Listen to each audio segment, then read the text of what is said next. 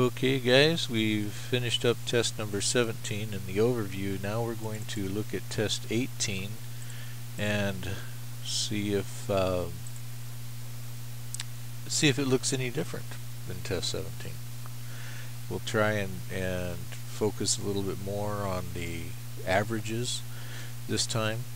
We didn't really look at the averages so much on the last one, but we'll try and bounce back and forth on the averages. And depending on how the time goes, we may even have a look at 19. This takes a little bit longer to load because I am making the movie in the background. It's processor intensive, so please bear with that. Okay, we're just going to go straight to the chase here, looking at the 400 microsecond data. This is a really good one. You know, we're looking at we see a lot of activity below zero on this one. We notice that our auto scale references that. We have a lot more negatives here. We go down to negative 120 than we do on 80, so it tells us right out of the gate that the overall average here is lower than normal. But we still see this wide band between 0 and battery voltage, don't we? Okay? If I wanted to look at the average on that, I simply go to that sheet. We're looking at sheet 0, and I have a look at it. Now this happens to be a relatively good average for most of these tests, you know, because most of the tests come out somewhere around 10 watts. And this particular one is down around 7 watts. So if we're between 6 and 7 on any of these tests, you know, in this particular sequence, then we're looking pretty good.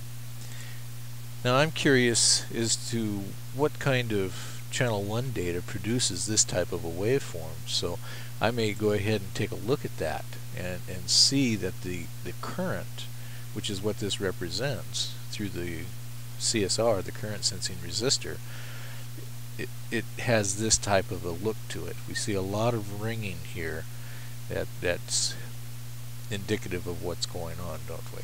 Channel 2 data, we see relatively stable peaks across the top. We see pretty good spacing between the waveforms. Channel 3 data, very consistent repetitive pattern. And of course channel 4 data, which is the battery, we see the battery spikes which come up along with channel 2. They look very similar, don't they? Okay? So let's move on. Let's go to channel or sheet number 2 now and have a look at that. This is split pretty evenly, isn't it? And the average on that is up. We were about 7 before, now we're at 9.5 watts. So we see a pretty big difference there, don't we? And if we look at our minimums and maximums, we also see that it's more on the high side than we saw before. Whereas over here, on page sheet 0, it's more on the low side. We have a greater minimum than we do maximum. Of course, these tests only represent a small slice of time, and they're about 6 minutes apart in test number 18, or these samples. Okay, moving on to sheet number 4. Here we have that serpentine that we saw before. We have some sort of dropout here. For some reason we don't see all the activity in here that we would like to see. It just isn't there. We'll discuss that later when we get to number 21, where we have a lot more data. 8 watt average.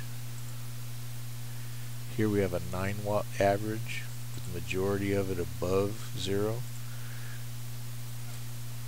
can see that in the graph. Moving on to 8. We see a pretty good split on that also. 9.5 watts, 107 max, minus 70 min. So that's what number 8 looks like.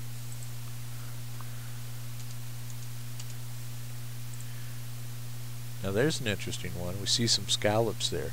Now the question is, are those scallops caused by the harmonics of the circuit, or are those scallops actually indicative of a sampling problem?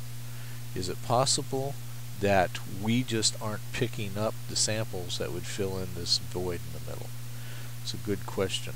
We'll cover that also later when we get into that higher samples, 100,000 samples instead of 10,000. We got 10 times the samples in test 21 and 22.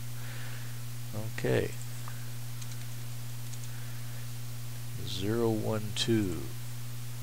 This is interesting. We've seen this before in test number 17, where we start off low. We have a lot of stuff happening below, but the entire envelope, we can see the entire envelope just sort of shifts up to here, doesn't it?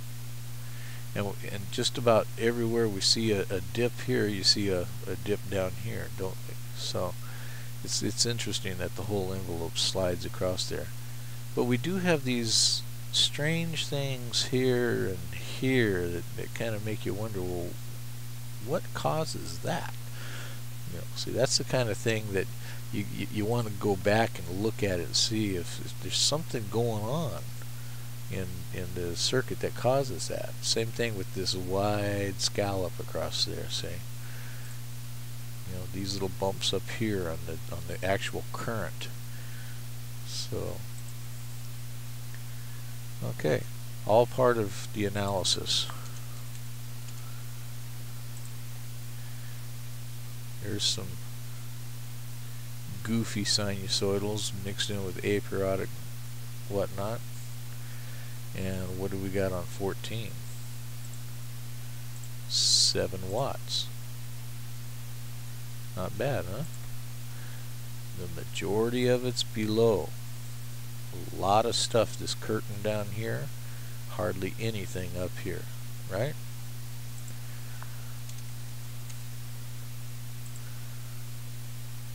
$16.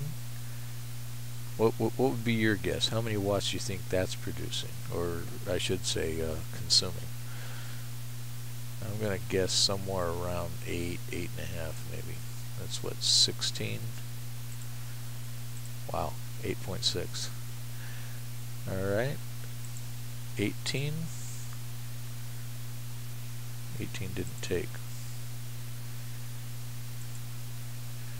I cheated. I looked at this before we got here. This is about 10 watts, and you can see why. A lot of activity above, very little activity below. Okay.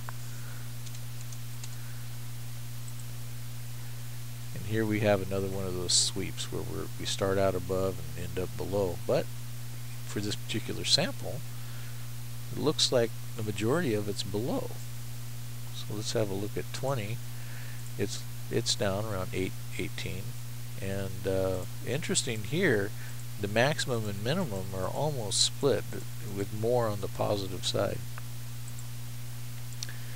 So that's what we have.